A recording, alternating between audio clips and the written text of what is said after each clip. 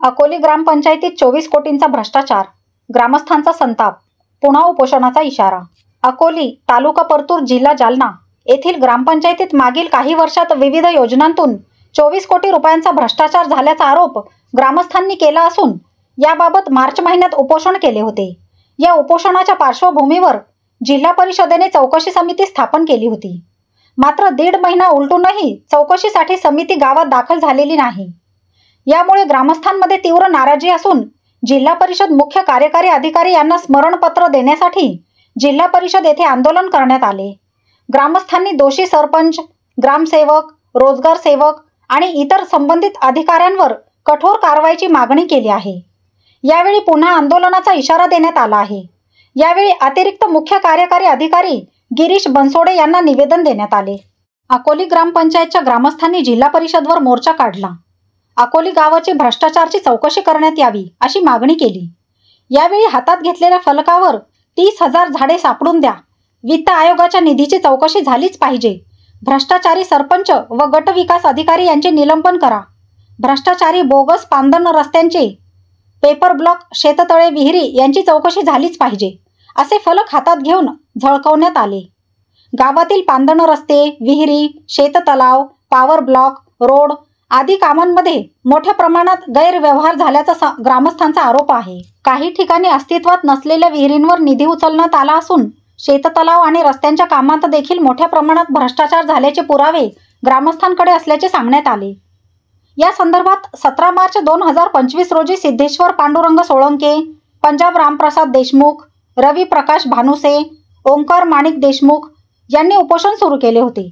उपोषणादरम्यान जिल्हा परिषदेचे उपमुख्य कार्यकारी अधिकारी अंकुश चव्हाण यांनी 18 मार्च रोजी उपोषण स्थळी भेट देत चौकशी समिती स्थापन केल्याचे लेखी दिले होते आणि लवकरात लवकर चौकशी करून अहवाल सादर केला जाईल असे आश्वासन दिले होते। मात्र आज 1.5 महिना उलटूनही चौकशी समिती ग्रामपंचायत अकोली येथे आली नाही, तसेच कोणताही अहवाल प्रसिद्ध झालेला नाही। त्यामुळे ग्रामस्थांमध्ये संतापाची लाट असून जर 20 मे 2025 पर्यंत चौकशी समितीने अहवाल दिला नाही तर ग्रामस्थ संभाजीनगर येथील मुख्य आयुक्तालयासमोर बेमुदत उपोषण करणार असल्याचा इशारा त्यांनी दिला आहे। या आंदोलनात सिद्धेश्वर पांडुरंग सोळंके, पंजाब रामप्रसाद देशमुख, विकास खुळे, सुधाकर सोळंके, रवी भानुसे, पांडुरंग सोळंके, मदन खुळे, काळू मोरे, हरिभाऊ मोरे, रमेश सोळंके, दादाराव सोळंके, खंडू सोळंके, ओमप्रकाश देशमुख, शंकर देशमुख, गणेश देशमुख, शुभम सोळंके, बंडू मोरे आणि शिवाजी देशमुख यांची उपस्थिती होती। 24 कोटी भ्रष्टाचाराची चौकशी, 24 कोटी भ्रष्टाचाराची चौकशी 18 सिमेंट रस्ते, 18 सिमेंट रस्ते, शेवकाचे शेततळे, शेवकाचे शेततळे, रोजगार सेवकाची फळबाग। सिद्धेश्वर पांडुरंग सोळंके, राहणार अकोली, तालुका परतूर, जिल्हा जालना। आम्ही 3/3/2025 रोजी या भ्रष्टाचाराची चौकशी करण्यात यावं याच्यासाठी एक निवेदन दिलं आपलं मुख्य कार्यकारी अधिकारी, जिल्हाधिकारी, पंचायत समिती, पण कोणतीही चौकशी झाली नाही। त्याच्यानंतर मग आम्ही 17/3/2025 रोजी इथं उपोषणाला बसलो मुख्य कार्यकारी अधिकाऱ्याच्या लादनाच्या बाहेर। तर त्यानंतर आम्हाला 18/3/2025 रोजी आम्हाला एक समिती गठीत करून दिली असं एक पत्र देण्यात आलं, परंतु कोणती समिती अजून अकोली येथे चौकशीसाठी आलेली नाही।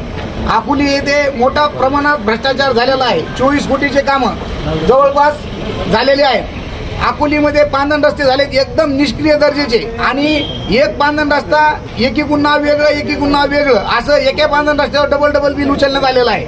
आणि 95/5चे कामं झालेलेच नाहीत। दलित वस्तीचे कामं झाले ते दाखवून बिल उचललं, जनसुविधाचं काम झालं ते दाखवून 95/5चं बिल उचललं, धनगर वस्तीचं काम दाखवून त्याच्यावर 95/5चं बिल उचललं आणि जे नाला सरळीकरण ते तर कागदावरच झालेलं आहे। लाखो रुपये शासनाचे आमच्या ग्रामपंचायतीने लुटून घेतलेले, कोणत्याही प्रकारचं करोडो रुपयाचा भ्रष्टाचार आहे। 15 वित्त आयोगामधून तर आतापर्यंत कोणतं कामच झालेलं नाही, त्याचे फक्त बिल जोडणे आणि बिल उचलून घेणे। वित्त परत परतूर पंचायत समितीचा शेष भरपूर प्रमाणात अकोलीत टाकून त्याचे पैसे न काम करता उचलून घेतलेले आहेत। आमची मागणी एवढीच आहे की याची योग्य ती प्रमाणात चौकशी करण्यात यावं आणि त्याच्यावर योग्य ती कारवाई करून अहवाल देऊन चौकशी करण्यात यावं. परंतु वारंवार आम्ही जवळपास 2022 पासून तक्रारी करतो. आमच्याकडे पूर्ण रिसूट आहेत, पण कुठलीही चौकशी होत नाही, कोणतंही बंधन लागत नाही, फुलटू बिल उचलणं चालू आहे. आणि जे काही शेतकरी आहेत शेततळ्याचा विहिरीचा परस्पर लाभ घेतला. आता 2 शेतकरी तर असे आहेत की त्यांना माहितच नाही त्यांच्या शेतामध्ये शेततळ झाले.